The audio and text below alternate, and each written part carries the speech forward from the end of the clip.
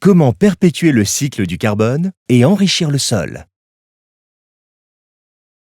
Chaque année, l'Europe produit 116 millions de tonnes de matière organique, dont 59 millions de restes alimentaires.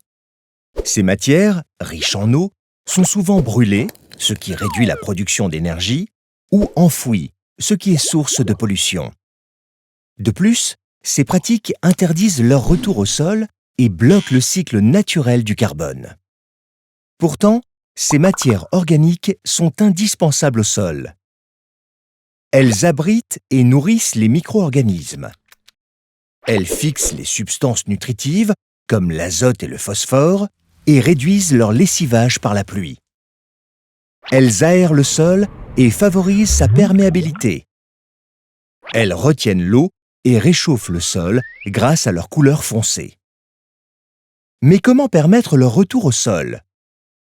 À travers le compostage, qui optimise les conditions de biodégradation et permet à la matière organique de réintégrer le cycle naturel du carbone.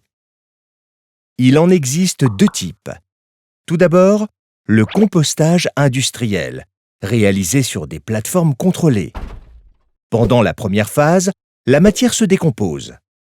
Puis, l'activité des micro-organismes fait monter la température qui peut atteindre 75 degrés.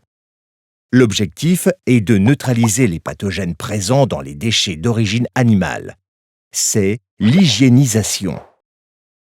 Lorsque la température redescend en dessous de 30 degrés, commence la phase de maturation.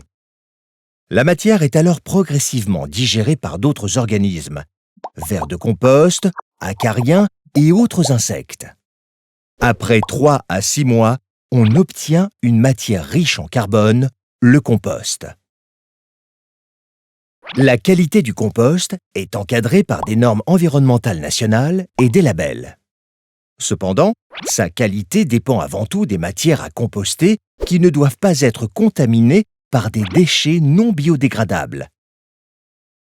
Le compostage domestique, quant à lui, ne dépasse pas 30 degrés et, de ce fait, dure 2 à 4 fois plus longtemps. Cette pratique ancestrale suppose un savoir-faire spécifique et des retournements réguliers afin d'entretenir l'activité des micro-organismes. Le compost régénère les sols et favorise la croissance de nouvelles plantes.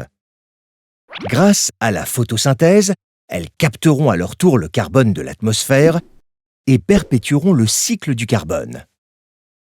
De plus, l'utilisation du compost permet de lutter contre le réchauffement climatique.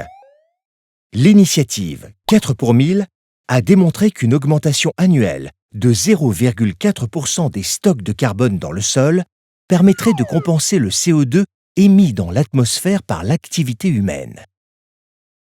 Nos restes alimentaires sont une ressource indispensable. Ils maintiennent la qualité des sols et perpétuent le cycle du carbone. Alors, valorisons-les.